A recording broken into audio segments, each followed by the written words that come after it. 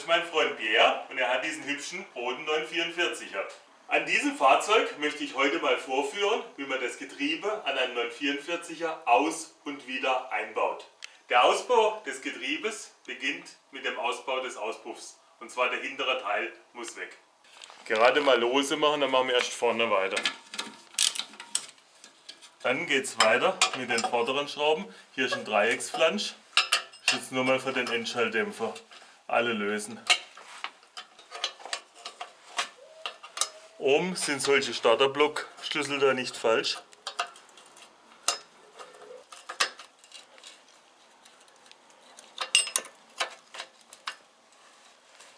Und jetzt geht es allmählich schwer. Die Dinger sind mir wieder mal total verrostet. Kann Rostlöser nie schaden. Also mal ganz auf alle Schrauben schöne Rostlöser, weil die Gewinde sind total verrostet.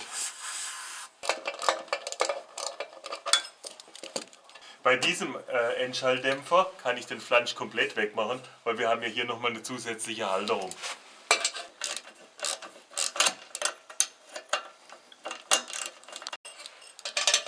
So, kann ich es runterfallen, wir haben ja noch vorne die Halterung. Dann geht es hier an der Halterung weiter.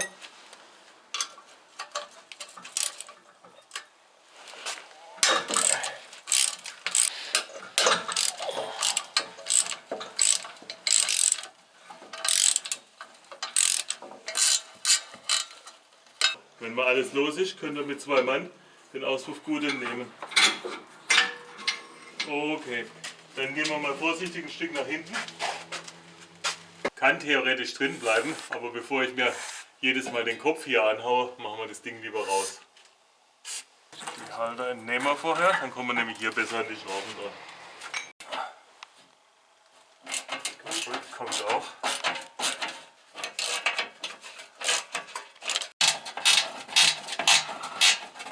Die haben wir auch.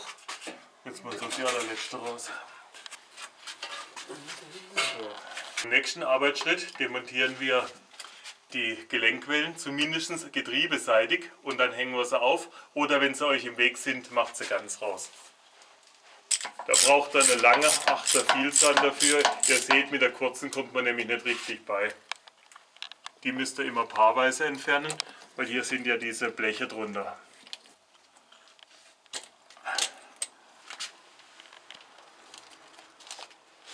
So, die Welle bindet ihr dann mit einem Stückchen Draht fest. So ist gut. So, jetzt müsst ihr hier, vor dass man den Vielzahnschlüssel ansetzt, muss man immer die Löcher ein bisschen sauber machen. Die gehen, ist ein sauberes Auto. Und dann kommt der Vielzahn rein. Immer gut eindrücken. Wenn der nicht sitzt, ist die Schraube rund und dann haben wir ein Problem. So, und dann, ja, die gehen ein bisschen schwerer auf. Die andere Seite, aber sie gehen. Die zweite Welle auch runter, jetzt müssen wir uns da ein hübsches Plätzchen suchen. Vielleicht da oben, aber da wird schon knapp. Als nächstes kommt der Schalter vom Rückfahrtlicht dran. Da habe ich mal beschriftet, ich glaube es wäre egal, aber sicherheitshalber. Und dann immer schön wackeln und abziehen. Kondom zurück und abziehen. So, das Kabel hängen wir mal da oben hin. Als nächstes kommt der Stecker vom Tachogeber runter. Da müsst ihr erstmal die Sicherungsklammer hier aushaken. Hier drücken, hier mit dem kleinen Schraubenzieher drunter.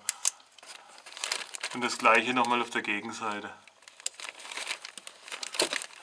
Und dann kann man den abziehen. Jetzt aufpassen, dass er die Klammer nicht verliert.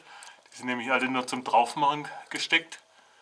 Die können wir gleich wieder einhaken. Dann ist er für den Rückbau wieder bereit. Jetzt müsst ihr die Manschette von der Schaltstange runterziehen. Die hat auch notfalls so Eselsohren, wo man sie ziehen kann. Wenn sie nicht will, die wählt ihr hier runter und dann kommt die schöne gelbe Schraube zum Vorschein. Seht ihr? Da muss der Sicherungsdraht geschnitten werden. So, durch ist er. Dann kommt erstmal der Sicherungsdraht raus. Und dann kommt die hübsche gelbe Schraube da oben raus. Also die mit dem Draht gesichert war. Das ist die Klemmschraube für die Schaltstange. So, dann kann die Schraube raus, die hat so einen Kegel vorne, wo sie drückt. Und jetzt kann die Schaltstange hier abgenommen werden.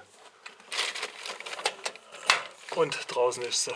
Unten sind wir mal soweit fertig. Jetzt geht es im Innenraum weiter und da holen wir die Ledermanschette raus. Die klipsen wir mal so vorsichtig aus. Und dann kommt der ganze Rahmen hier hoch und dann stülpt er den Rahmen auf den Kopf. So, und dann holt er die Innenstulpe auch noch hoch. Auch rundherum rausarbeiten, irgendwann rutscht die schon raus.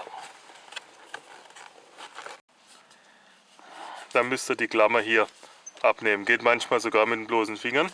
Und jetzt kann der Hebel nach oben raus. So, danach muss diese Wellensicherung hier weg. Seht ihr, hier unten ist ein Schlitz. Und dann könnt ihr die Klammer rausholen. Danach kann die Schaltstange ab. Jetzt wird der Hebel um 90 Grad hier aus der Richtung gedreht. Wenn der Hebel mal auf der Seite steht, die Stange weg ist, müsst ihr hier unten suchen. Hier unten irgendwo, 13er Stecknuss, ganz wichtig, findet ihr einen Sechskant. Ja, ein bisschen Sucht findet man. Und dann müsst ihr den aufmachen. Und ungefähr im gleichen Abstand vor dem Hebel ist auch noch einer, auch öffnen. Dann könnt ihr die Schrauben hier genüsslich rausdrehen. Und dann kann der Hebel hier aus dem Dämmstoff rausgezogen werden. So sieht das Teil aus. So, den Schalthebel müsst ihr nun nicht hier oben drüber, sondern hier unten durch. Da muss der Schaumstoff weggedrückt werden, 30 cm nach vorne schieben. Das heißt, ich muss jetzt den Schaumstoff hier wegdrücken. Den Hebel hier vorsichtig drunter schieben. Der Schalthebel ist weit genug vorne, wenn er hier komplett aus dem Kunststoffrohr raussteht. Jetzt müsst ihr am Transaxel hier den Stöpsel rausnehmen und dann kommen wir hier an die Klemmschrauben der Hülse dran. So, und hier gibt es auch noch eine größere Öffnung, wo man da reinschauen kann. Jetzt seht ihr innen die Klemmhülse, an der das Transaxel mit dem Getriebe verschraubt wird. Die Schrauben lösen wir als nächstes. Den Motor müsst ihr jetzt an der Zentralschraube vorne so weit durchdrehen, bis die Klemmhülsen oder die Schrauben an den Klemmhülsen zugänglich werden. Hier unten müsst ihr mit einer 24er Stecknuss auf die Zentralwelle. Und jetzt könnt ihr hier unten den Motor durchdrehen und auch gegenhalten später.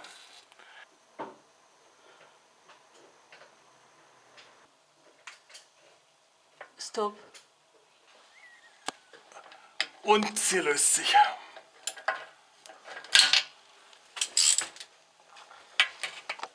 So, die haben wir mal geschafft. Dann drehe ich den Motor wieder weiter, bis die nächste Schraube zugänglich ist. Weiter, weiter, weiter.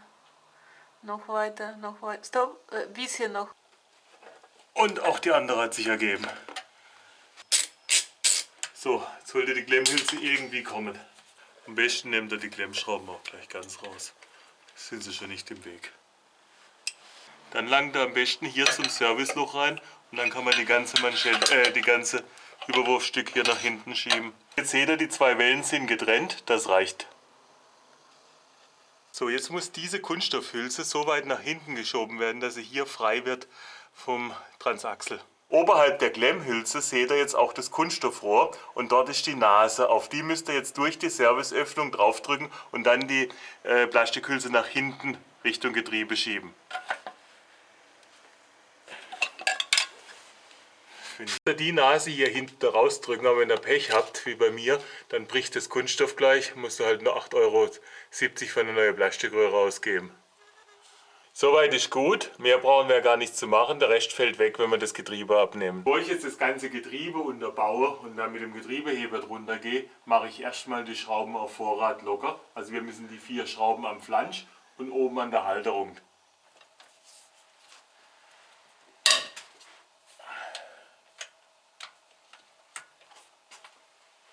So, auf der einen Seite hier mit dem 10er Imbus gegenhalten, die 19er aufreißen. Das reicht schon. Nur so, dass wir nachher nicht mit einem riesen Brecheisen ran müssen.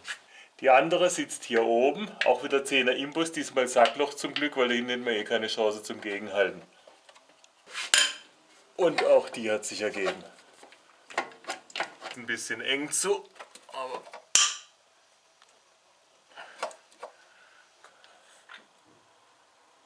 und die hat sich auch ergeben.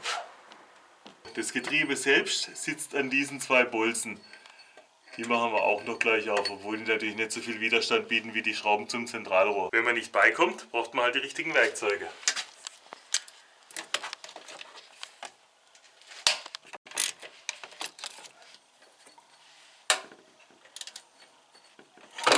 Einen in Universalgetriebeheber benutzen oder man hat so einen hübschen Getriebewagen wie ich. Mit dem heben wir jetzt erstmal das Getriebe hier ein klein wenig an. So, mit dem gehen wir gerade mal so ein bisschen auf Druck. Jetzt muss an der Stelle hier ein massives Stück Holz drunter. Jetzt ist das Getriebe mit Holz unterbaut und wenn ich das ablasse, sitzt das Holz auch fest. So sieht jetzt die finale Konstruktion aus. Da können wir das Getriebe hoch und runter senken. Das habe ich mir nur zur Sicherheit runter gemacht von Anfang, wenn wir ruckeln müssen, dass wir hier nicht gleich in der Pampa landen. Erstmal anfangen, die Verbindung vom Flansch zu entfernen. Also die zwei oberen, dann die obere hier.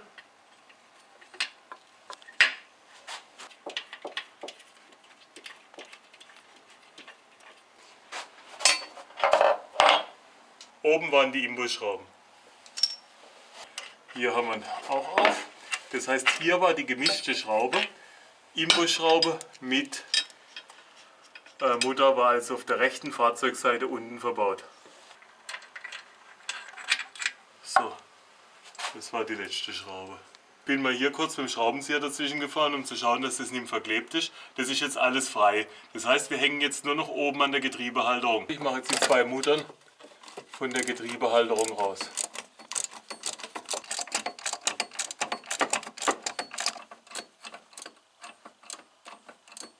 Das heißt, wir müssen die jetzt nur noch rauskicken und auf der anderen Seite rausnehmen. Jetzt können Sie hier gerade so entnehmen.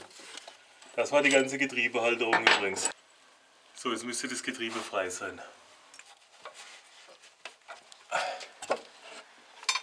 So, ihr seht, dass das Getriebe jetzt vollkommen frei ist. Wir gehen jetzt maximal bis hier zurück. So, jetzt können wir ganz langsam anfangen, das Getriebe abzusenken.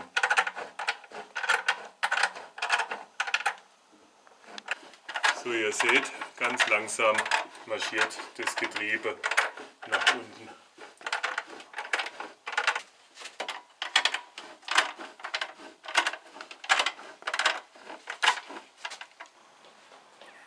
Oder gibt es gar nichts heute? Kann das Getriebe dann aus dem Fahrzeug. Wenn das Getriebe mal außen ist, könnt ihr mit dem Getriebe Gassi gehen. Oder ihr könnt das Getriebe wechseln, Reparaturen am Getriebe durchführen oder wie in unserem Fall, jetzt könnt ihr die Kupplung wechseln. Gibt es aber wieder einen separaten Film dazu.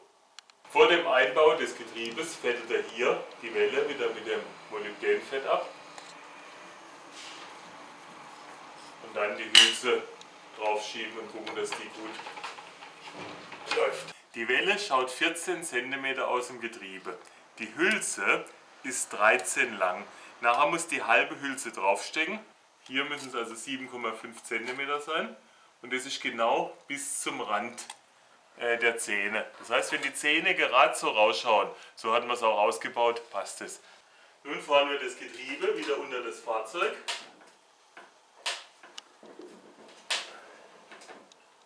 Bevor wir das Getriebe jetzt hochnehmen, setze ich das Schutzrohr wieder ein. Und zwar steht die Nase hier oben.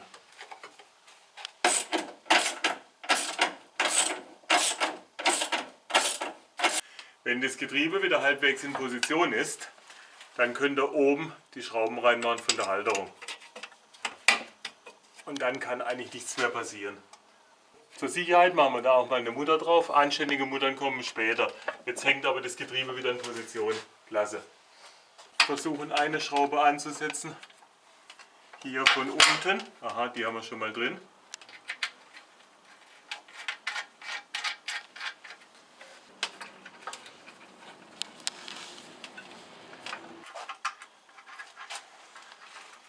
Die Schraube da unten kann auch wieder zur Sicherheit rein. Dann haben wir eigentlich das meiste schon geschafft. So, das Getriebe ist jetzt mal wieder drin. Die 4 Schrauben sitzen dran. Jetzt können wir die 4 Schrauben genüsslich festziehen. Dann geht es mit den Schrauben oben an der Glocke weiter. Kommen wir wie immer ganz klassisch bei.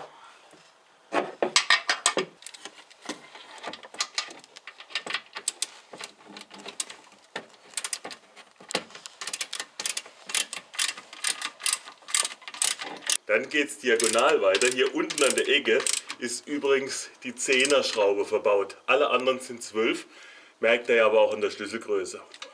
Und hier unten an der Ecke ist die letzte. Die könnt ihr auch mal leidlich anziehen. Jetzt kann auch das Holz wieder unterm Transaxel raus. So, hier oben kommen dann neue Sicherungsmuttern drauf an die Getriebehalterung.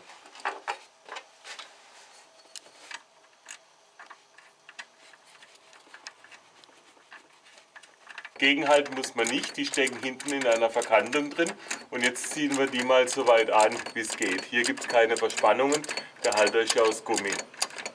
Jetzt kann auch der ganze Turmbau von Babel wieder verschwinden. Wir haben ja das Getriebe am Fahrzeug.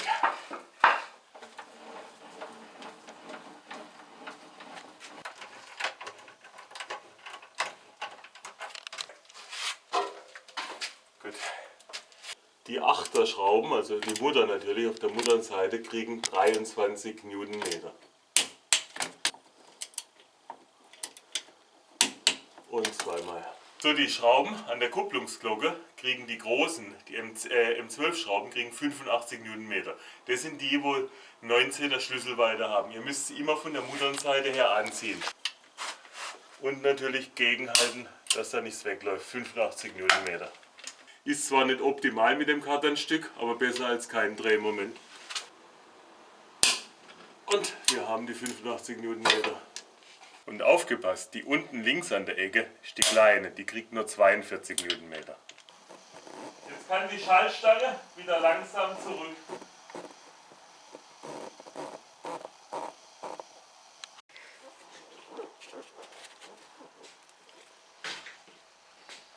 Vor dem Einbau des Hebels fettet er hier unten das Gelenk mit weißem Fett ab. Kommt's hin. Richtung ist egal. Wir müssen den hier wieder auf die Konsole schieben, unter die Dämmung. Jetzt wieder ein Gefuddel hoch 3. Dann sucht er unten die Löcher im Transaxelrohr, weil nur wenn die passen, können wir die Schrauben reinmachen. Jetzt kommt ein alter Mechanikertrick, damit mir die Schrauben nachher nicht aus der Nuss fallen. Mal ein bisschen Papier rein und drück sie mit Gewalt hier rein. Und dann geht es mal so rein. Die gleiche Nummer mit der vorderen Schraube. Nicht anziehen, nur mal einsetzen. Okay. Einstellung kommt später. Und gut ist. So, das reicht mal. Jetzt geht es unten am Getriebe weiter. Dann müsst ihr die Schaltstange hier zusammenschieben. Die muss jetzt so weit, bis dieses Loch hier genau fluchtet. Und jetzt ist sie irgendwie noch ein bisschen verdreht. Wenn das Loch mit dem Kegelsitz fluchtet, dann könnt ihr hier die Schraube wieder reindrehen. Dann mal leidlich festziehen und darauf achten, dass die schön in ihrer Passung endet. Das sieht aber gut aus, sonst passt sie nämlich nicht rein, dann steht sie oben drauf. Die Schraube wird dann mit 22,5 Newtonmeter angezogen. Die Schraube wird mit Draht gesichert. Da müsst ihr einmal durch, dann einmal um die Welle rum. So könnte es reichen. Hier muss ich mal abschneiden. Und dann werden die Enden verzwirbelt. Und so verbogen, dass das nirgends piekst. Und dann kann der Gummi da wieder drüber. Der hat so Eselsohren, wo man den ziehen kann. Wenn man geschickt ist, fängt man hinten an. So ist das gut. Perfekt. Der Stecker für das Taurus-Signal kann auch wieder drauf. Die Stecker für die Rückfahrscheinwerfer können dann auch wieder drauf. Der mit dem grünen Kabel war hinten. Wenn die nicht halten, müsst ihr sie ein bisschen nachbiegen. Sonst struckeln die sich lose. Müssen schön gut und fest sitzen. Und die Kondome kommen natürlich auch wieder bis ganz unten drauf. Wenn die ganz unten sind, kann da kein Wasser eindringen, dann ist alles sicher. Das können wir auch unsere Kleber wegmachen. Die Klemmhülse müsst ihr jetzt nun wieder nach vorne schieben.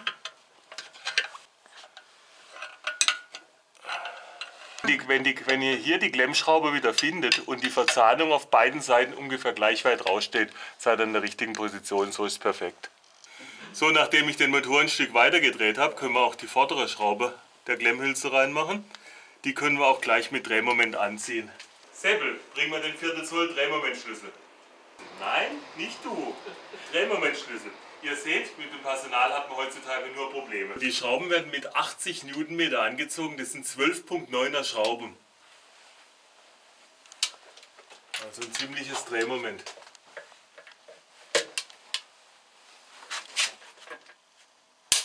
Und 80. Jetzt muss ich den Motor wieder weiterdrehen, bis die zweite Schraube zugängig ist. So, da ist schon da unten. Was läuft jetzt? Okay, 80 Newtonmeter.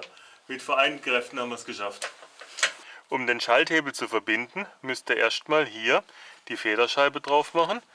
Dann kommt ein bisschen Fett auf die Achse. So, und jetzt müssen wir mal schauen. Jetzt müssen wir den nämlich unten einrichten. Der soll jetzt unter 85 Grad stehen, wenn er im Leerlauf ist. Jetzt ist er im Gang drin. Hier ist die Mittelstellung. Die 85 Grad stellt er mit dem Winkelmesser ein. Dann hebt er parallel an den Hebel dran. Und wenn der Hebel dann unten, also der geht jetzt in den Langlöchern hin und her, halbwegs stimmt, dann ziehen wir die vordere Schraube an.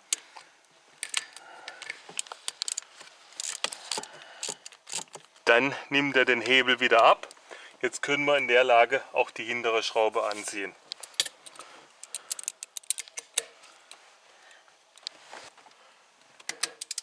Die Schrauben bekommen 21 Newtonmeter. Das war mal die hintere. Jetzt kann der Hebel wieder rein. Dann die vordere mit 21 Newtonmeter. Gutes. So, und dann wird der Hebel hier noch mit einer Wellensicherung gesichert. Wenn er die Federscheibe hier ein bisschen mit der Zange zusammendrückt, kriegt er die Wellensicherung auch deutlich besser drauf. Und drin ist er. Beim Schalthebel kommt wieder die Klammer drauf. Eigentlich hätte er da runter gehen sollen, aber irgendwie ist es halt oben auseinandergegangen. Dann kommt die Gummimanschette kommt jetzt hier über den Ring. Über die Gummimanschette kommt dann die Ledermanschette, die sitzt in dem Rahmen drin und der wird hier nur eingeklipst. Überall so schön runterdrücken und dann kommt der schon in Position. So, funktioniert wieder. Schaltschema stimmt auch. Klasse. Bevor ihr die Antriebswellen wieder einbaut, kriegen die neues Fett.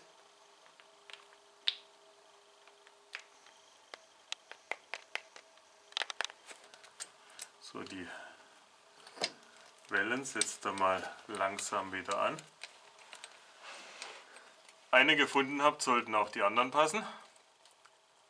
Mal alle rein.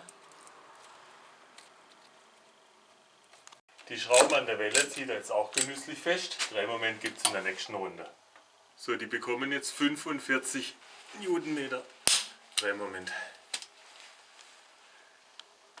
Und zwar schön wieder über Kreuz in so einem Sternmuster. 60 Grad weiter und dann wieder die gegenüberliegende. Okay, und wieder 60 Grad weiter. Und nochmal und dann kommt auch schon die letzte, die gegenüberliegende da. Und auch 45 für die letzte. Das gleiche Spiel auf der anderen Seite, auch hier ziehen wir die Gelenkwelle wieder fest.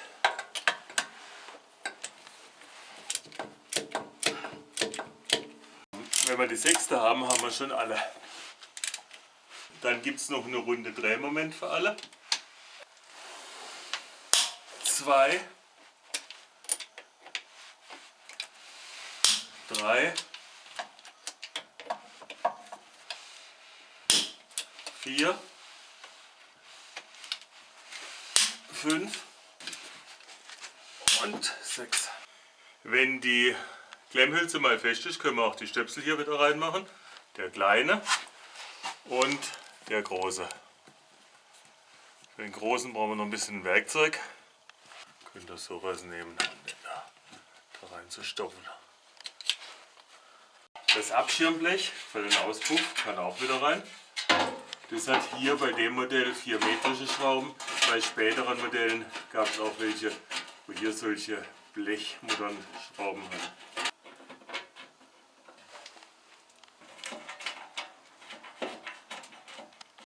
Die könnt ihr auch wieder mit viel Gefühl anziehen, viel Kraft braucht es nicht. Nach dem Blech kommen auch die Aufhängergummis für den Auspuff wieder rein. Die werden so rum eingesteckt, die Bolzen zeigen nach hinten.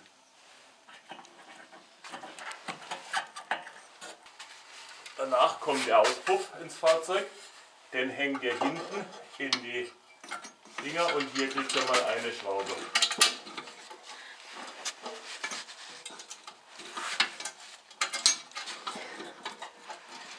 Zur Sicherheit macht er dann hier mal die 2 Schrauben drauf, dann kann er schon mal nämlich durchgehen. Fronten kommen auch wieder die Schrauben drauf. Und die nochmal rausmachen. Auf diesen Ring hier könnt ihr ein bisschen Kupferpaste drauf machen. Schaden tut sicherlich nichts, den dürft ihr auch auf keinen Fall vergessen. Die Schrauben steckt man normalerweise immer in Fahrtrichtung auf. Anzugsmoment wären 21 Newtonmeter, ich habe aber VA-Schrauben benutzt, also bleiben wir ein bisschen unter 20.